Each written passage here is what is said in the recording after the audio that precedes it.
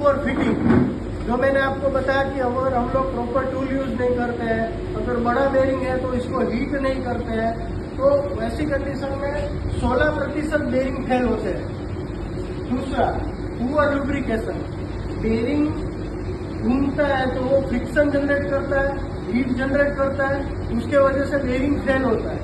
ठीक है, अभी क्या होता है, अगर हम लोग प्रॉपर लुब्रिकेशन नहीं करेंगे तो ये बेरिंग के लोड के टाइप्स है कि आप लोगों को प्रैक्टिकली पता ही होगा कि 2 टाइप के लोड आते हैं, एक रेडियल और एक एक्सियल।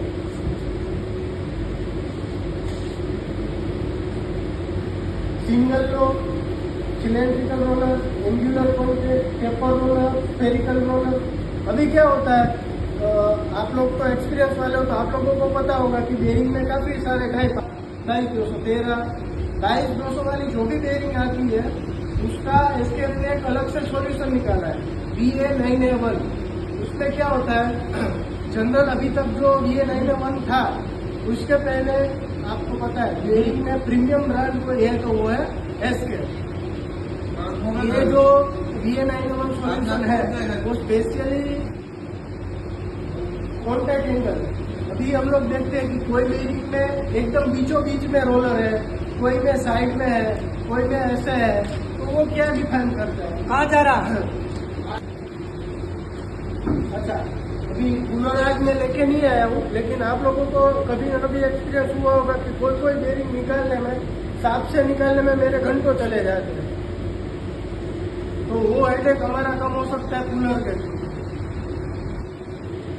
अच्छा, दूसरी चीज, अभी आपने देखा होगा कोई शाफ्ट है, ठीक है, उसमें 2 बेरिंग लगते हैं। कभी कभार हम लोग क्या करते हैं, दोनों बेरिंग सेम ही डाल देते हैं, लेकिन होता क्या है, एक लोकेटिंग रहता है, एक नॉन लोकेटिंग रहता है।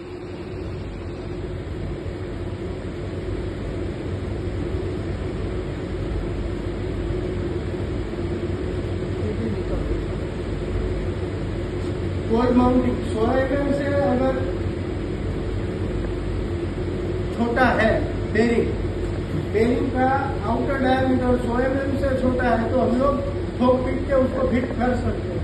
100 mm से बड़ा आईडी है तो कंपलसरी हमको गर्म करके ही यूज करना है।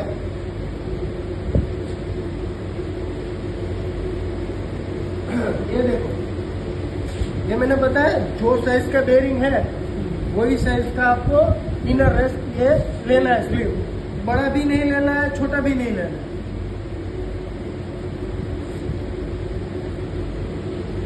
देखो, जो बेरिंग गर्म करके लगाते हैं 100 आईडी से बड़ा, मतलब 100 OD से बड़ा, जो भी बड़ा बेरिंग है 100 mm से बड़ा, वो जनरली इंडस्ट्री में प्रैक्टिस क्या होती है, या तो हम लोग टॉर्च से गर्म करते हैं, गर्म करना, ये टॉर्च का अलग रही है, ये सरफेस पे लग रही है, ठीक है। तो जब तक ये पूरा हीट नहीं हो जाता तब तक हीट आगे ट्रांसफर नहीं करेगा। तो over the period of time क्या होगा, यहाँ पे ज्यादा हीट हो गया, यहाँ पे कम होगा, ठीक है, हीट अनइवन होगा। उसके बाद अगर आप उसको माउंट करने जाओगे तो आपको दिक्कत आएगी। दूसरी चीज, अगर आप इसको ऑयल बाथ में गर्म करते हैं, ठीक है, तो हीटर, और इसमें भी एक चीज मैं आपको बता देता हूँ, ये मैंने बेरिंग रखा, ठीक है, इसका एक सेंसर आता है, वो सेंसर आपका इनर रेस पे माउंट होगा, तो बेरिंग का सिर्फ इनर रेस ही गर्म होगा।